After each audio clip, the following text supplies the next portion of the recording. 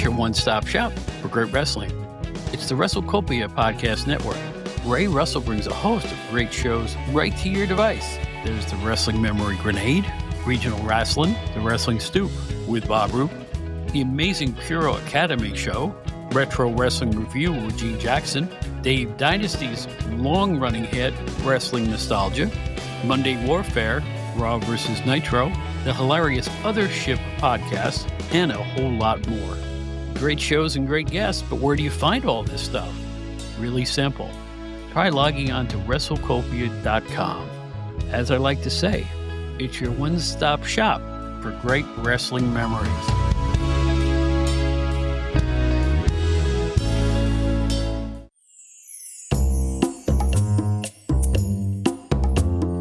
Hey everybody, it's Bob Smith. This is the Outdated Wrestling Hour podcast.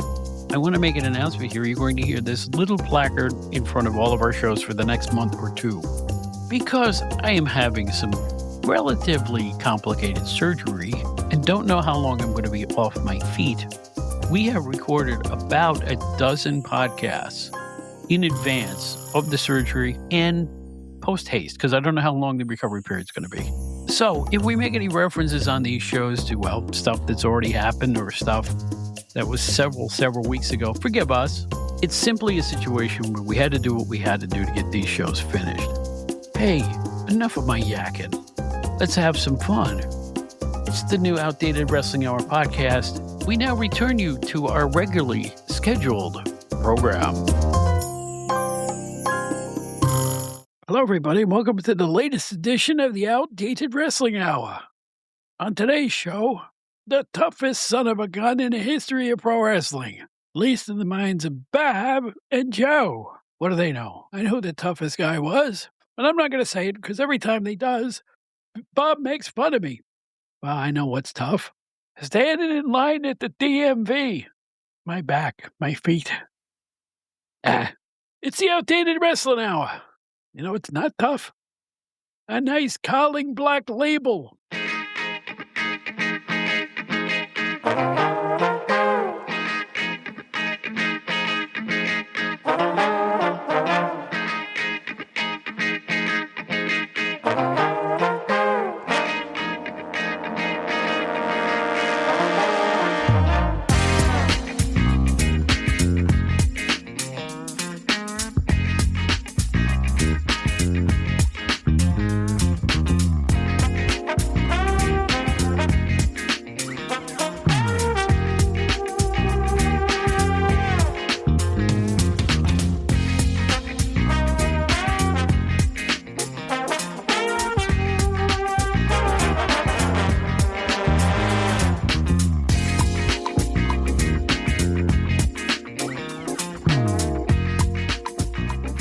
Tough guys. You know who the tough guys are, don't you? They take no quarter. They're nothing but action. That's what we're going to talk about in the Outdated Wrestling Hour this week. Hello, everybody. It's Bob Smith, the old PWI guy. Joe Puccio, the current Generation X-Wire guy. Joe E. Dangerously. Hey, Bob. What's going on? That's the name in the staff box this week. Well, just about the same amount of hair as he does now, I guess. But why Joe E. Dangerously? Why not? I just was watching Paulie on Raw. I was catching up with WWE programming, and it came to mind. Figured I'd give Paulie a little tribute, a little shout out today to start the show. There you go. It's nice to have you back. Thanks for everyone out there to be listening as well. We're recording, like I say, a whole batch of shows in advance of my pending surgery. I think we've got all the ball rolling on that, Joe, and hopefully I won't walk in with a limp the next time you see me, but we'll see how it goes. But in any event, tough guys. Back when men were men, as they say. You know, I was doing a guest spot on a podcast that should have been out by the time this comes out. It was for Stick to Wrestling. I was invited on with John McAdam and Steve Gennarelli. And the topic was the top 10 wrestlers of 1976. And I'm researching a little bit. I knew what I thought on the top of my head, but you like to go back, read some historical stuff, some match results, you know, who had titles when, all that kind of thing. And I found one guy who, a veteran's veteran, who I found to be He has to be the toughest son of a gun who ever laced up a pair of boots. And it's not just based on 1976, it's his whole long career. They don't make them like this anymore. It's kind of a then versus now thing here, but it's really true. The schedules these wrestlers have are nothing like they were back in the day. 70s, 80s even. 80s may have been worse than the 70s because they were doing triples sometimes. Mhm. Morning, afternoon, and night, and Yep. promotional appearances on top of it, or TV guest spots and things like that. Now, you became a wrestling fan early 80s, right? Is that right? Would I say that's That's correct? correct. Yep. You saw the tail end of the what I call the traditional era, where it was the old man ring announcers, and you got to see it flourish pretty quick. They moved to major arenas. We're talking WW whatever, and you get to see the NWA and stuff like that. And you saw it all change so rapidly. But when I think of tough guys, I tend to go back to the 70s, 60s, and 70s. I thought, well, when you hear what this gentleman that I picked did in just 1 year alone, I'm going to read what he did in 1 year alone. I think you're gonna fall on the floor personally. Nobody could be tougher than this guy in a realistic way. Mhm. Not just in the ring, winning and losing, but what he had to do what he did. It's astounding. I mean, this is just a glance at what he did, and I'm like, I don't believe what this fellow did this year, in the year of 1976. Is your guy from that era too, or are you into the 80s? Without saying who it is yet, my guy he certainly wrestled in the '80s, but he debuted way before the '80s. Okay, so he's Yeah. around in the 70s. Yes, for sure. All right. And again, this isn't a list. This is just some people that we saw, and I hope you enjoy this. I might as well just tell you who it is. I think the toughest man ever to lace up a pair of boots and put on a pair of trunks is Terry Funk. Don't laugh. Is that the same guy you picked? Is it? Yes. Wow. Okay. Well, we can juxtapose then because see, we didn't know before we started this, guys. We didn't tell each other what your pick was, Oh, man. but I am telling you, this guy was superhuman. He really was. This is not the wins and losses. It's what he did. It's what he accomplished. So I'm researching the year of 1976, and Terry Funk held the old NWA World Title the entire year that year. He held it from January 1st to the end of December. Mhm. Defended it all over the globe, and he definitely had the toughest schedule of the big three champions. I checked all three, and in terms of what this guy did in this 1 year alone, I just fell on the floor figuring all this out. Now, Terry had beaten Jack Briscoe in December 1975, and he held it all of 76, and he lost it the following February, 77 to Harley Race. Just to start 1976, he beat, and this isn't all the matches. We'll start out the year on January 1st. Dick Slater, these guys he beat. Dick Slater, Pat O'Connor, Edouard Carpentier, Thunderbolt Patterson, Stan Stasiak, Jose Lothario, Red Bastien, Peter Maivia, the Super Destroyer, Greg Valentine, Harley Race, Jack Briscoe, Ronnie Etchison, Eddie Sullivan, Mike George, Abdullah the Butcher, Paul Jones, Raul Mata, Fritz Von Erich, Dick the Bruiser, Ray Candy, Mike Graham, Lenny Poffel, Bill Watts, the Mongolian Stomper, Sweet Hansen, Bull Ramos, Gene Knitsky, and that's just through July. Look at it this way. In January 1976, all by himself. This is just January. I didn't even go any farther than this.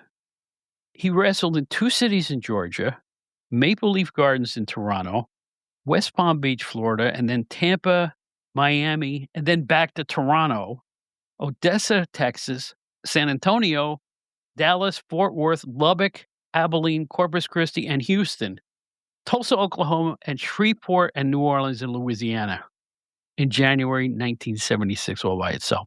And every month was just like that. Every month was just like it. Now, here's the most amazing thing. In the year of 1976, this is amazing. You're going to fall on the floor. He had at least 23 1-hour draws. 1 hour during that calendar year. Almost a month of 1-hour Broadways. Unheard of now. Yeah. Absolutely unheard of. And it's more than that. You also toured Japan during that year like Yep. you always did, and teamed with Dory time and again.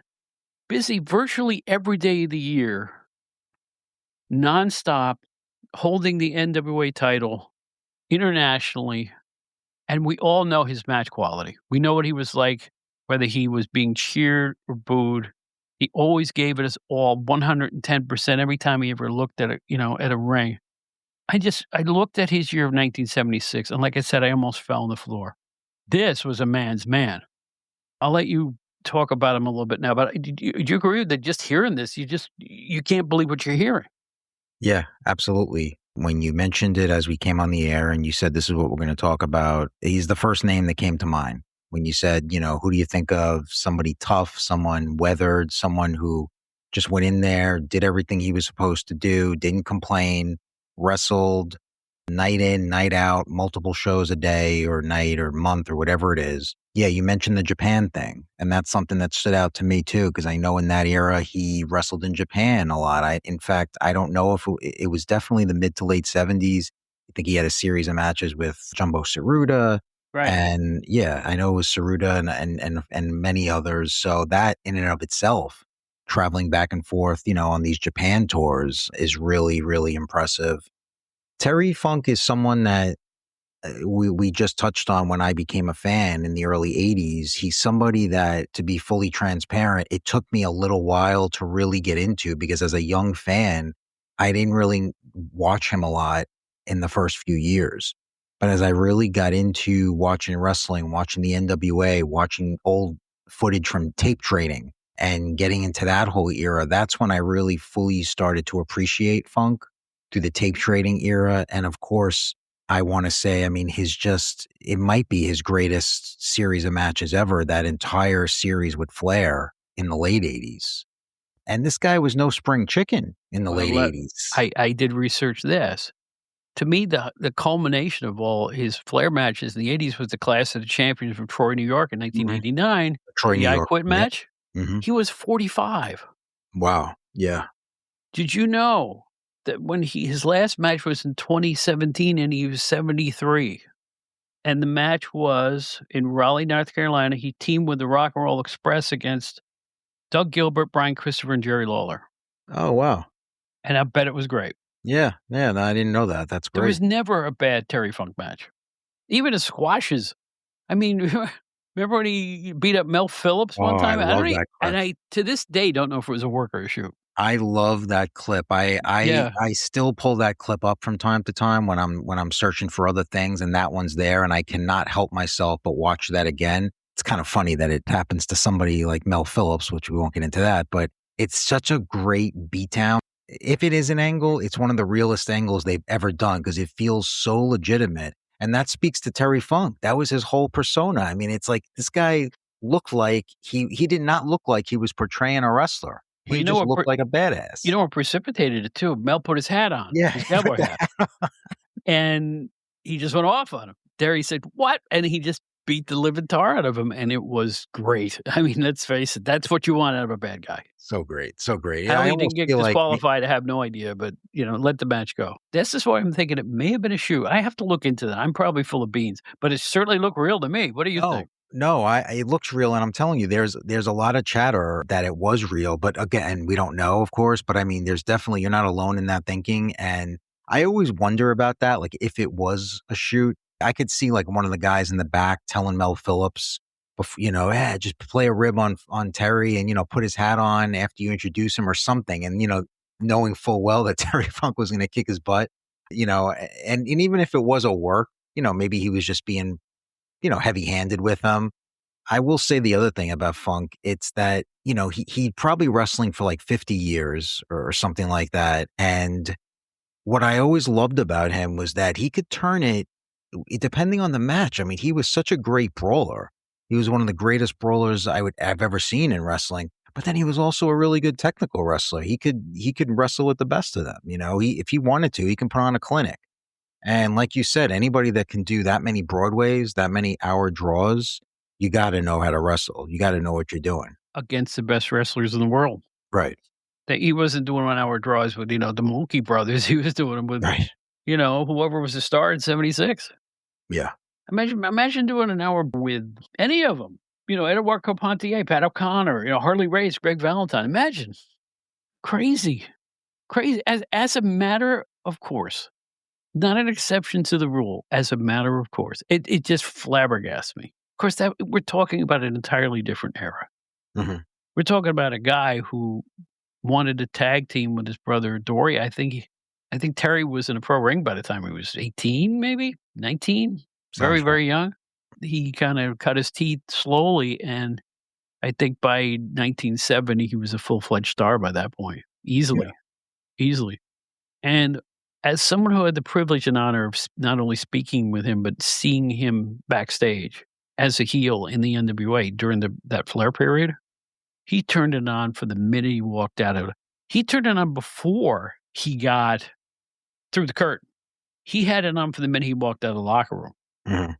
I mean, he was yelling at people, and do you ever see the picture of me that I have of him? I'm sitting at ringside at a tri-state match, and he's got his finger in my face going, "You're going to interfere in my match." Yeah, yeah, yeah, yeah, yeah. And I'm like, wow. He was pestering all of us at ringside, not just me, but a whole mess of people. And oh man, I mean, just to see a master craftsman like that, that look in his eye. He had the look in his eye even when he was pointing his finger at me. Yeah. Like, I'm gonna go off any second now. That seething countenance of a little bit of madness and a little bit of calculation all at the same time. That's Terry Funk, right? A little bit crazy, but knowing exactly what he's doing every minute of the time. I mean, there was nobody like him. And I he never aged. He never looked old, right? and I feel like the next or the incarnation, like the next level after Funk was Cactus Jack. Cactus Jack sort of is out of all the wrestlers, I always felt like it was Cactus that sort of like took on Funk's persona. He took on his gimmick for the most part. It's almost like, they're very different, but at the same time, I just always kind of it felt like Cactus carried on Funk's sort of legacy in a way. Of course, there'll never be another Terry Funk, but if there was any wrestler that ever did it, I always felt it was Cactus. And one thing I will say about Funk too is I know you said you've obviously talked to him several times over the years before he passed away. The only time I was ever able to have a conversation with him was at, I don't know if it was the first or second. It was one of the first Arezi conventions, Right. the Weekend of Champions. I forget which one. What a charmer. He was such a maniac in the ring and on the promos, but talking to him one on one, taking a picture with him and just having a conversation. And I was a kid. That always left an impression on me that he was so well spoken and Yeah. he was so polite and he took his time with you and he really was just so gentle. And that's even more sort of glaring, right? That a guy like that who was such a maniac in the ring, it can turn it on, in a second, could also be that way in real life. Well, Harley Race was the same way Yeah, too. that's true. Those guys knew, they were smart enough to realize you're not being pestered. These are our customers. Justin Ray said told him the story where if they were in a restaurant, and it's wrong to go up to somebody in a restaurant, but if someone did, he gave him a few minutes of his time. He said, why? Because this guy could have come from another state, driven his family here to this place to see this wrestling card. And if it was for him, we'd all be poor. But we're rich thanks to people like him. So he said, I'm always going to give time and an autograph to anybody who asks for one. Yep. And I think that was Terry Funk too. I really do believe that.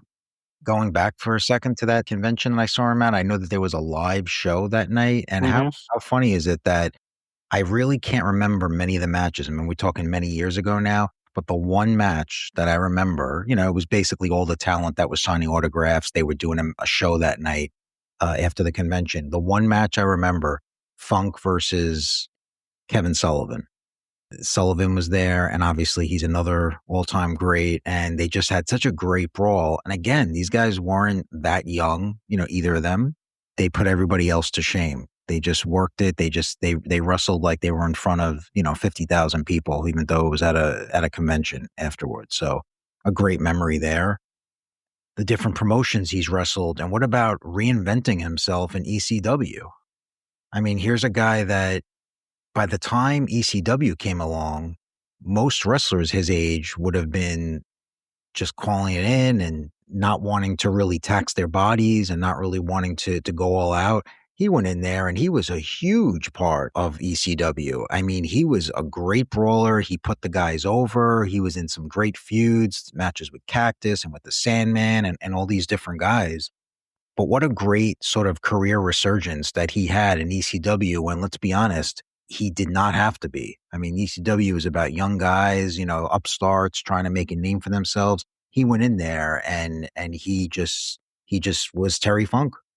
Well, I can never forget, and this was just a few years ago. I finally got my hands on the Terry Funk Cactus Jack matches. I forget if it was Frontier Martial Arts, but it was one of those Mhm. violent organizations. Those things are hard to watch. Yeah. You ever watch them with the fire and all that stuff? Yeah. I mean, Yep. I have. those tapes are insane. I know. They're absolutely insane what these guys did to each other in those matches. In real life, they loved each other. Yeah. Isn't that crazy? I think there's a picture of the two of them, like, hugging backstage afterwards. It's like, this makes no sense, but in a way, it makes all the sense because there's no question Terry Funk was a huge influence on Mick. There's no question about it. Because Mick, I always felt that Mick controlled himself. I think his one mistake he made was that chair shot thing with The Rock, but that was just ridiculous. Oh, But right. I think that when he took a risk, he was in full control of himself. I really do. I knew him when he was just starting his career, and he would talk about, "Well, I'd love to do this, I'd love to do that, this type of a spot, that kind of a spot." And he says, he didn't mind doing that elbow off the ring apron because it didn't hurt him. Then, see, that's the trouble with youth. When you're young, stuff don't hurt. Right. It's gonna hurt you 20 years up the road. That's Yep. the problem. I'll tell you what, those anytime they were in the ring together, it was like dynamite. Oh my gosh. The very violent matches from Japan. I think a few of those are on YouTube. You might wanna look those up. They're unreal. They're absolutely unreal. I think they were early '90s, if I'm not mistaken. Yeah, right, like you said, the what was it, Frontier Martial Martial arts. Wrestling or martial arts? Yeah, yeah, the matches with Onita and all those guys for sure. I mean, those were really brutal, brutal wars. But in the '70s when he was champion, I know for a fact, this is amazing. As you went from territory to territory, the NWA territories, I know he was a fan favorite in some spots. Then he'd drive a couple states over and he was a heel in the other spots Mhm. because you didn't always get to see the champion. Let's say if he was in Mid Atlantic and then went to, let's say, well, Florida, they don't see each other's tapes. Right. That's the beauty of what it was back then. He could adapt to anything they needed him to do. Sometimes I know he was like a scientific. He could give you a 45-minute scientific match. If you want to brawl, he was the guy to come to. So he wasn't just a crazy man. He was a really good wrestler. He was. Pliable as heck, took bumps like like crazy, and totally realistic. I mean, the facial expressions, the heat he used to generate, all of his maneuvers, and they weren't crazy maneuvers, they were just done perfectly every time. He was like minute rights, perfect every time. I don't know what to say. Wow, the more I think about him, I'm starting to think he's one of the 3 greatest wrestlers who ever lived. I really do, and definitely the toughest guy ever to lace him up, I think. Yeah, I wouldn't argue with you there. I mean, I think the versatility was a huge factor here. When you say greatest, there's so many different factors to look at, of course. What is the greatest? Is it the wrestling ability, your brawling ability, your promo ability, drawing? There's so many different things you could look at. But with Flair, I think his versatility and his longevity, those were just the 2 main strong points. And like you said, I mean, I don't offhand recall that final match he had that you mentioned with the Rock and Roll Express, but No, it was not televised or anything. I'm sure it wasn't a 5-star classic, but I'm sure it was better than it had any right to be. Bet it filled the joint. Yeah. Do you hear Oh, the names I mentioned? That's crazy. yeah. I mean, it's Bill crazy. Dundee. I wish I'd seen it. You had a couple young guys in Doug Gilbert, Brian Christopher. So, and but at that point, that's 2017. The rock and rolls could still move around pretty good. Mhm. Mhm. So, and Lawler was still Lawler. So, probably wasn't bad. Wonder if that match is available anywhere on YouTube. No, no, no. It's just a house show. It was a house show? Yeah, as far as I know. Yeah, you Far never far as know. I Could know. have been You a could type camcorder. it in, and if you get lucky, you get lucky. I really do doubt that this was. I mean, in Raleigh, Yeah. guys that old, it's obviously not a major federation to put it on. Yeah, yeah, yeah. So we'll see. We'll see if we can dig that up somewhere. But no, definitely a tough guy. and a nice guy. But what he must have put himself through with a schedule like that, internationally, doing 1-hour draws, like I said, at least 23 of them in 1976. That's a month. I round that up. That's a month of 1-hour draws, and then jump in the car and probably work the next night somewhere. I'm sure. Then he had tag team matches with his brother, then on and on and on, and, listen to the disparate. We're looking at through July, Abdullah the Butcher and Eddie Sullivan, Peter Maivia and Red Bastien, Thunderbolt Patterson and Stan Stasiak, all those different styles, and I bet he adapted his style to every one of his opponents. And something you said earlier too kind of stuck with me, that it's so different now than it was back then, when when he was wrestling in different cities every night, different territories, changing over from a heel to a face, heel face. And and it was that you could do that because nobody knew. It wasn't like it is today where word gets out. Oh, why is this heel? Why is he wrestling here as a face? And why is he doing this style? Back then, you can basically do that. Nobody would know. Go to the different territories, you freshen up. And it was just such a different era that, yeah, I often wish that I could have been able to see that when it was happening. Obviously, it was a little bit before my time, but I'm so captivated by that, by those territories, and being able to kind of do that and going in and out and being able to see these guys freshen up and with new personas. And it's wild, because I think now it's just, unfortunately, fans of today don't even really know what that is. For new fans of today, they'll never know unless they study history. It's two different sports, from today to the era that we're talking about. It's two different things completely. I don't want to make anybody mad with this podcast. We're supposed to be upbeat and, like I said, giving thanks to the legends of old times. I just know that right now the entire fan attitude is different. Why they like wrestling is different. Right. Who they root for is different. I don't think they actually root for anybody anymore. I always say that they root for spots. Oh yeah, absolutely. There's no question about it. So you just root for spots. They don't care who wins. That's true. It's not even debatable anymore. I mean, we know that just from watching shows when they chant for somebody turning against somebody, even if it's a heel turn. They chant for it because it's an happening. It's not just spots, it's happenings. You want moments. You want to be able to say that I was at a show where this guy turned on this guy. That was like the entire, what was it, Randy Orton, right? When he, in the last, when he turned, everybody was going for Orton. Because why? Orton's a heel. He was the one that was supposed to be booed, but because it was a happening, because he was turning heel, people thought that it was something to see. No, it's more than that, though. People love the RKO. So here's fan favorite Cody Rhodes laying there prone. Just took an RKO, and the fans are screaming one more time, one more time. I remember when they were building up Jacob Fatu, he was doing that amazing flip off the top rope, that backwards. Oh yeah, I don't yeah. know what the backwards moonsault. There's a name for it, but I don't really care what it's called. Onto Braun Strowman, who was essentially the good guy in the match. And the fans are screaming one more time, one more time. They don't care anymore about good guys, bad guys. They don't. They like the action. Now, there's something to be said for that.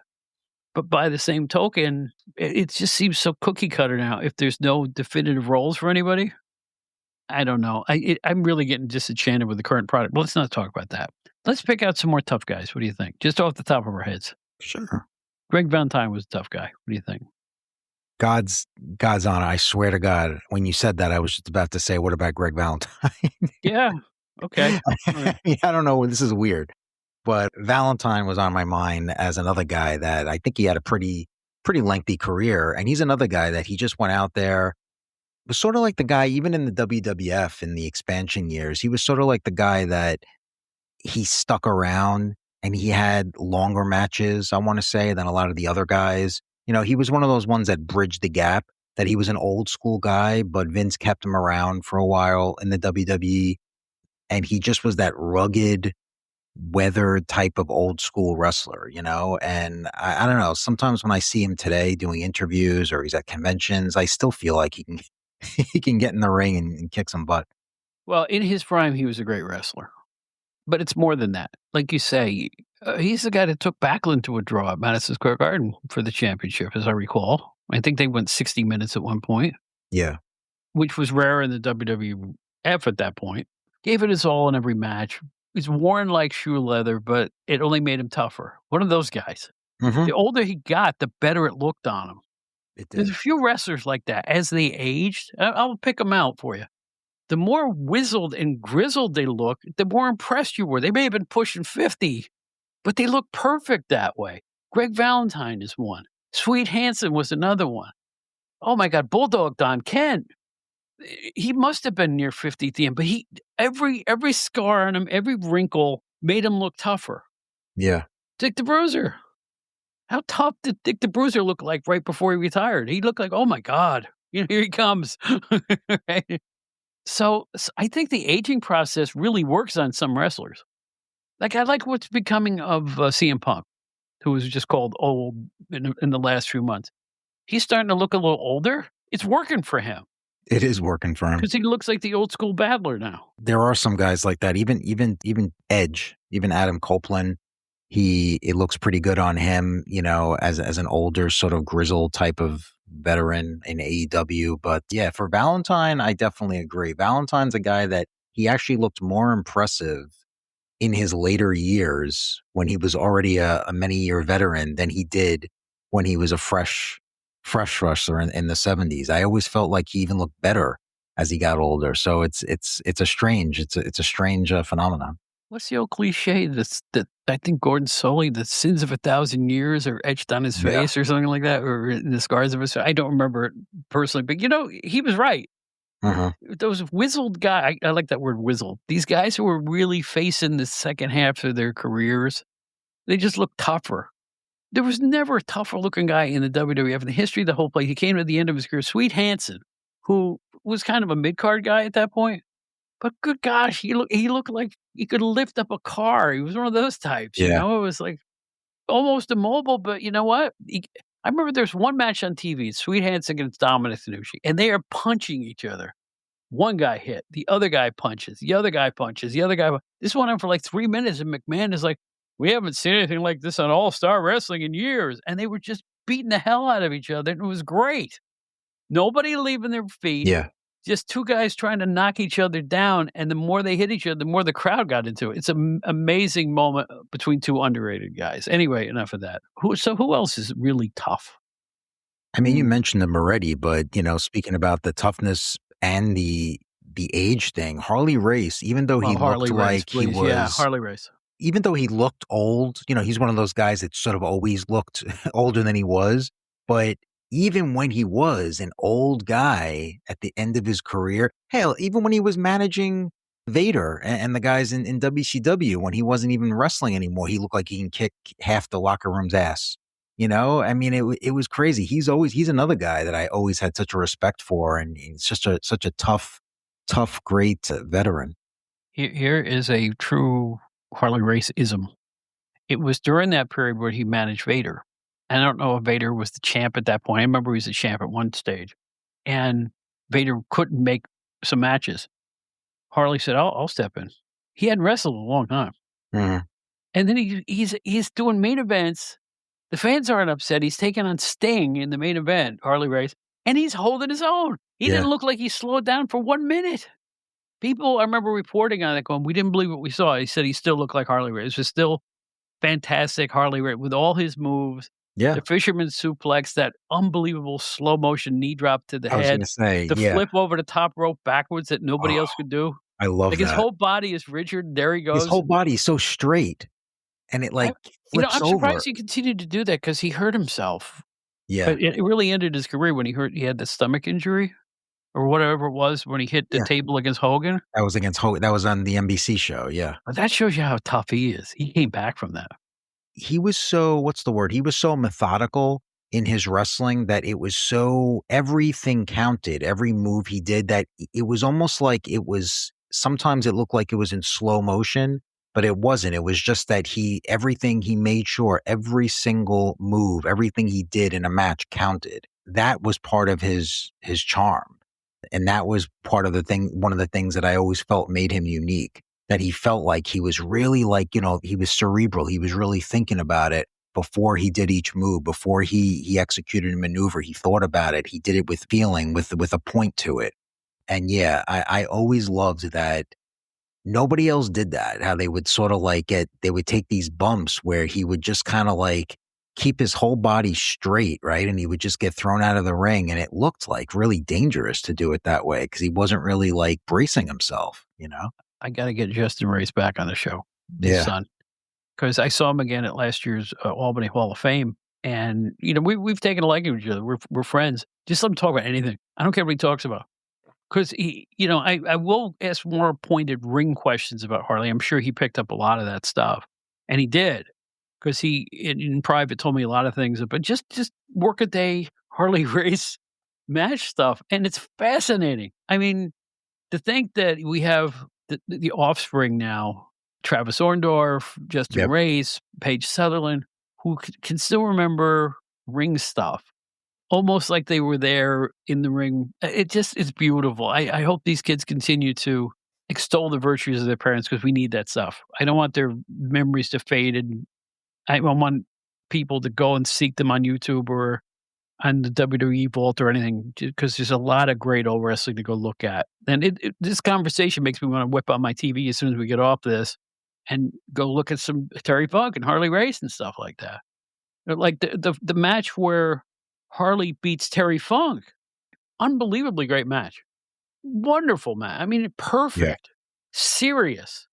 There was no good guy, no bad guy in that match. It was two equal wrestlers going at it, tooth and nail, every move they had. One of the best matches I've ever seen. I believe it was in Texas, that match. I could be wrong. But wow. Because like again, I'm just talking off the top of my head. Yeah. I'm not a historian like Tony Richards who can whip this stuff out of. Tony's amazing. Tony can whip this whoop just right Yeah. off the top of his head. I've never had that gift. I need notes. You know, I don't remember. I know I've seen that match. I can't think of the last time I saw it, but I would definitely love to go seek that out, check it out, find it again.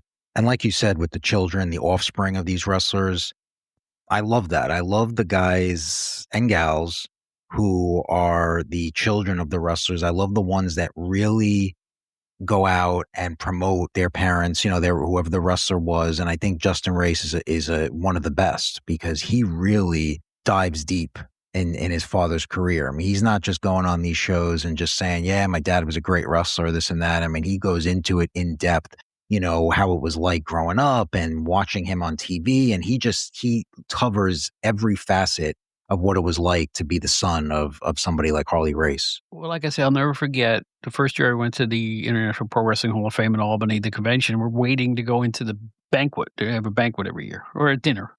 And I'm talking to Kayla Sparks from the Albany area. We're talking about my area.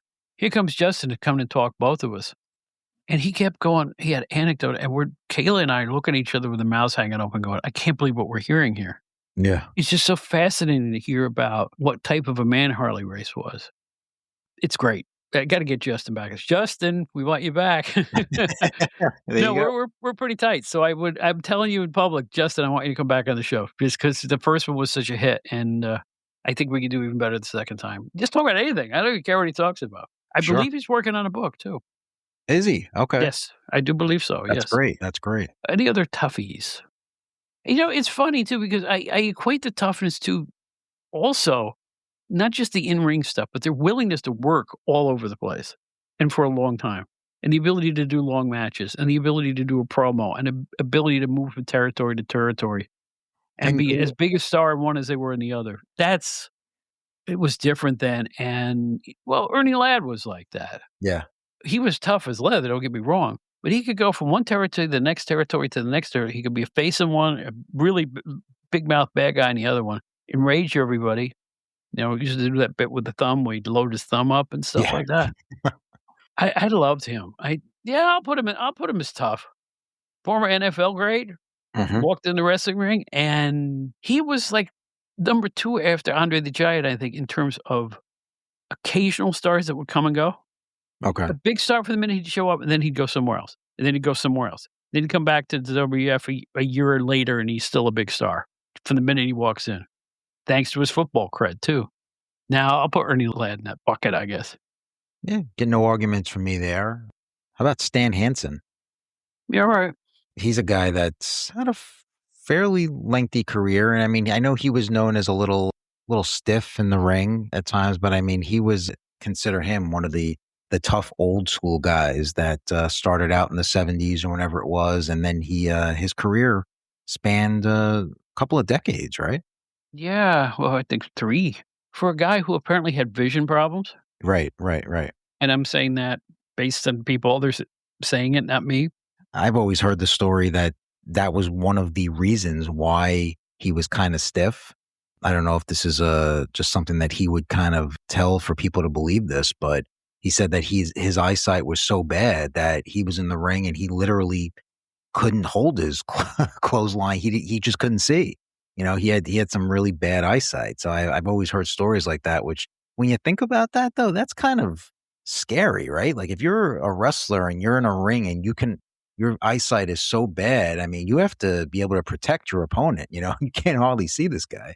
It was just yesterday I heard a interview with Bruno Sammartino, and it was after Hansen had accidentally legit broke his neck. It was, they played it up like it was a lariat, a clothesline that did it, but it Mhm. wasn't. It was a body slam that did it. Just a botch. He landed on his neck bad and ended up in the hospital. And Bruno recalled Stan Hansen meeting him after and goes, "So sorry." He said, I can't believe this happened. It's awful." And Bruno said, "No, we're all in the same business. This is a tough business. Don't we?" He said, "Don't even give it another thought. We're going to go finish this, our feud and everything like that. And everything's going to be fine. Just we'll work together and we'll make this happen."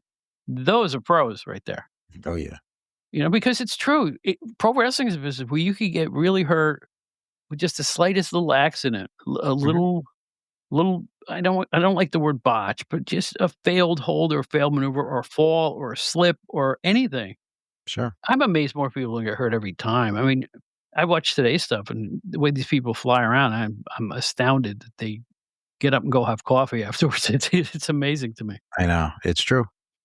I'm a big believer in a lot of these old school guys, and we've talked about this before, just in a way, the day in and day out matches and the touring schedule. And even though it was so rough on their bodies and them in later years, I feel like that's sort of what conditioned them to not get hurt.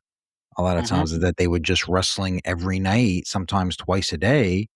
And that was sort of conditioning. It was sort of like, almost like, I don't know, want to say like giving your body a callus, sort of like a huge callus over it, just because that sort of toughened you up and it allowed you to keep going. Whereas I feel like a lot of the guys even talk about that nowadays, where they say if you wrestle like once a week, there's much more of an opportunity to get hurt because your body is not used to it. Wrestling once a week, you can do something can go terribly wrong. It's a difference in the mindset now. I think today's kids are looking for that big major spot and they're going to go, well, we could hurt ourselves. So, okay. But in my day, these guys would go through all these power moves and all these slams and leaps, and they managed to do it and jump in their car and go to the next town the next night. And the big serious injury was very rare. It happened, but it was a lot rarer than it is now. And that's why I'll always have a soft spot for the old days because they knew how to, quote, work a crowd. The crowds were really into it. And you know how you should have been around the 70s, man. See the old ladies at the wrestling matches screaming at these villains and everybody else getting into a lather thinking what they saw was on the up and up. I am telling you, that's half the fun of going to Albany. You never talk about that aspect of Albany, New York. Mhm. That was such a good guy area. They hated the villain. Even the prelim guys, like somebody like Tony Altomore would come in and play a villain or something. They wanted to kill him. I mean, it was like I never saw anything like it. The seething hate they had for the bad guys, Mhm. particularly the top bad guys. When Graham won the belt, he actually came to Albany to defend it against Peter Maivia right after he had won it. You should have seen the reaction that Graham got, particularly when he walked into the ring and gave the finger, which I was shocked by, to be honest with you. Yeah, you never saw wrestlers do that back then, but he just Right. extended his arm and gave the finger, and I'm like, "Ooh," the crowd goes, "We're gonna get you." And, Albany was also very famous for parking lot stuff, windshields shattered, cars set on fire. I'm not even kidding. Hat pin Marys. You know what a hat pin Mary is? No. You young punk. 50s and 60s, these old ladies would go to all the arenas. I swear to God, this is true. Even Buddy Rogers dealt with this. And they'd take the hat pin. Hat pin would be like 4 inches long out of their hair. And as the bad guy wrestlers would come up the aisle, they'd stab him in the ass with it. I am not making this up. It's a part of wrestling lore. The hat pin Marys, they were called, Oh, based man. on some famous woman who got Buddy Rogers and most of the bad guy stars of the 60s. That's funny. I can't say that term rings a bell, but that's interesting. There used to be another old lady at the Garden in the early '70s who would they knew her by name. The announcers on the TV when they showed the Garden cards would say her by name. "Oh, there she is, there she is." And they just let her go right up to ringside and point a finger, and you could hear her cursing out the bad guys like nobody's business. Entertaining like nothing you've ever seen. It was fabulous. "Oh, there's Gertha," it's Bertha or whatever, and she's giving Bulldog Brower the what for, and you just see her going, "You son of a" great. That's That's fine. entertainment. Yeah, for sure. Nobody gets that mad anymore. But then again, they do, but they're crazy now. Remember the time Bret Hart was getting something in the ring and somebody attacked him? You remember that? Oh, I believe that was at one of the Hall of Fame Yeah, ceremonies. yeah, Yeah. and somebody attacks him. Yeah, yeah, yeah. Some lunatic, and see, that's crazy. Because of a persona. It wasn't because of a wrestling angle. It wasn't because they hated him because he was a bad guy wrestler, so to speak. Back in the day, these women were so angry because they got riled up. But with the Bret Hart thing, nowadays it's just a random idiot that just, decides to jump and attack someone just to, make a name for himself, or so to speak.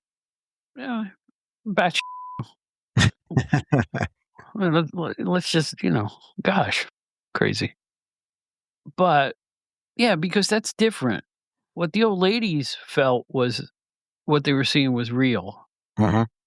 This guy just didn't like Bret Hart for some whack, unexplainable reason. There's an entirely different mindset. Well, that's the difference between the 60s and now.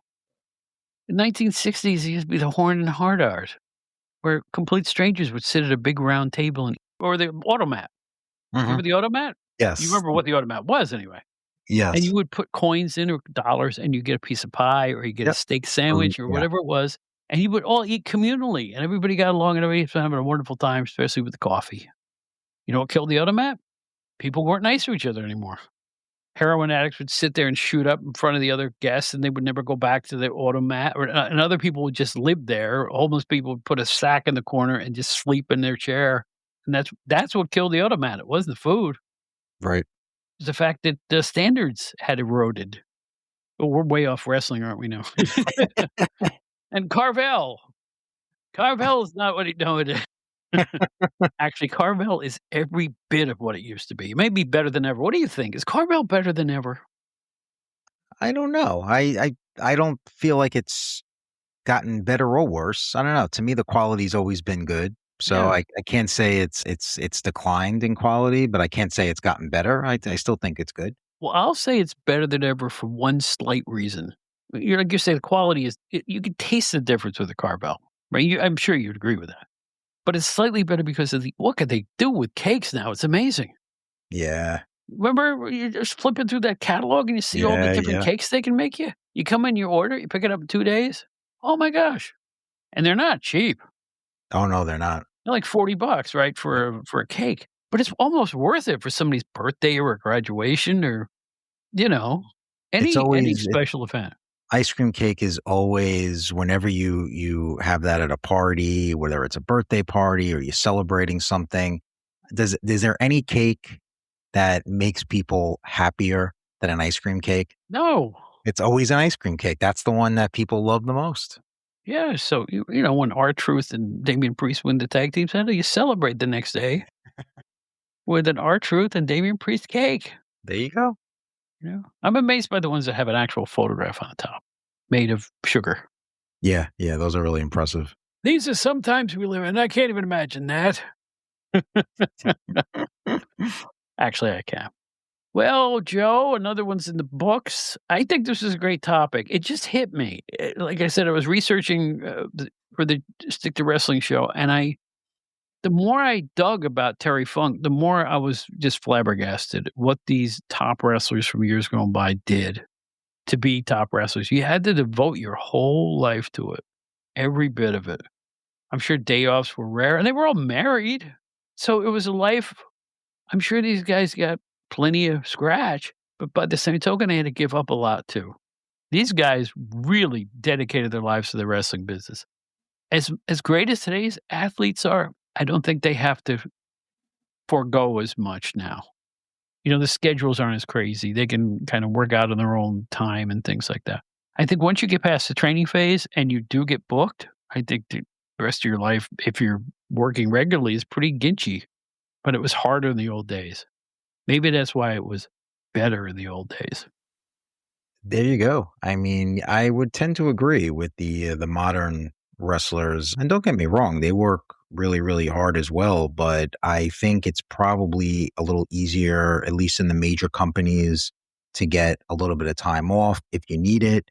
Now, not to say they're going to give every talent, a week off at a time, of course. But I think that, going at it night in, night out, I think they're a little bit more open to wellness and things like that nowadays than I'm sure they were in the 60s, 70s, and 80s.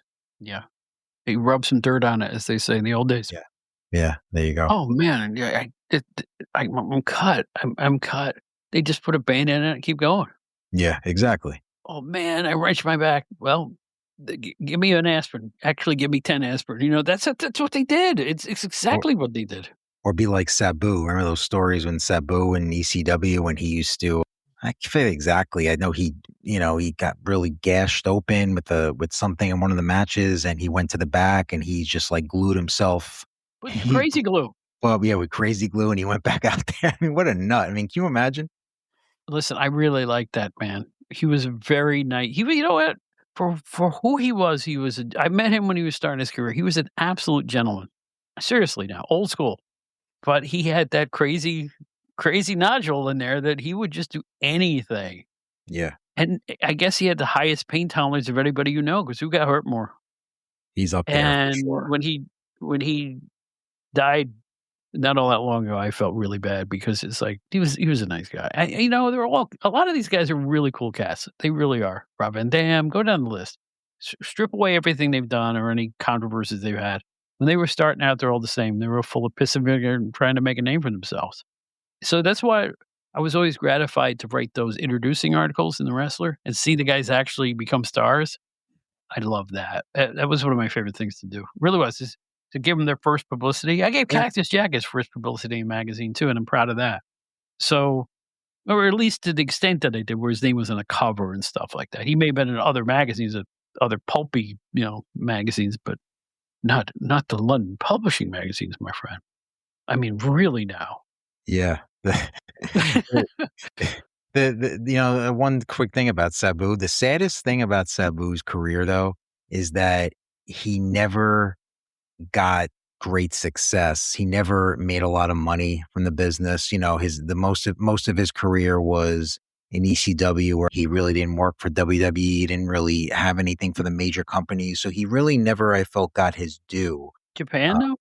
Yeah, but I don't, he wrestled in Japan, but I mean, if you read about him, he never really I don't think he ever got huge paydays. I mean, for a guy like that who put his body on the line more than, 90% of the wrestlers, of his colleagues, I don't think he really had much to show for it at the end. And it's a shame because he really could have, for the amount of abuse and the amount of entertainment that he gave everyone, he really should have been the upper tier as far as that goes. I'll leave it at that.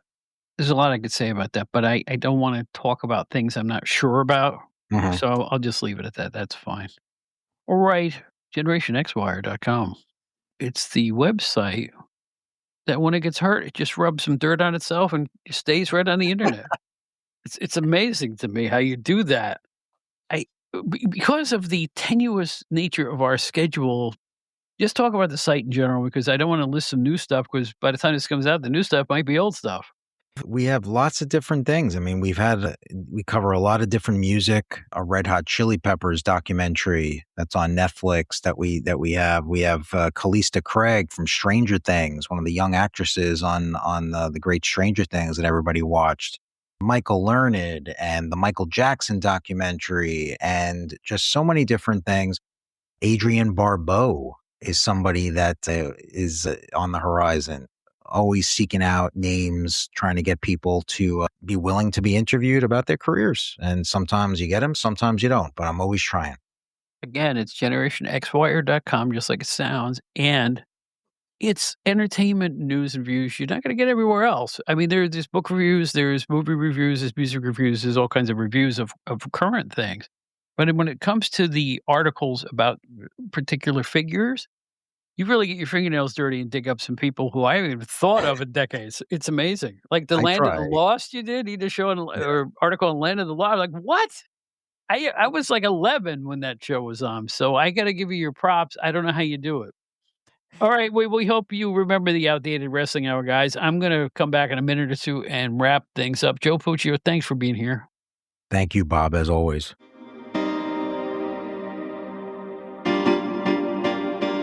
Attention, Gen Xers. If you'd like to explore the era that appeals to you, look no further than GenerationXWire.com. The generation who grew up with elite in entertainment, music, movies, TV, books, pro wrestling, and more finally has a one-stop destination for all their Gen X needs. From Aerosmith to Batman to the Killer Bees to the Twilight Zone, there's something for everybody at GenerationXWire.com. You won't find a more eclectic mix of pop culture content than at the leading website that specializes in the greatest generation, GenerationXWire.com. Check it out today.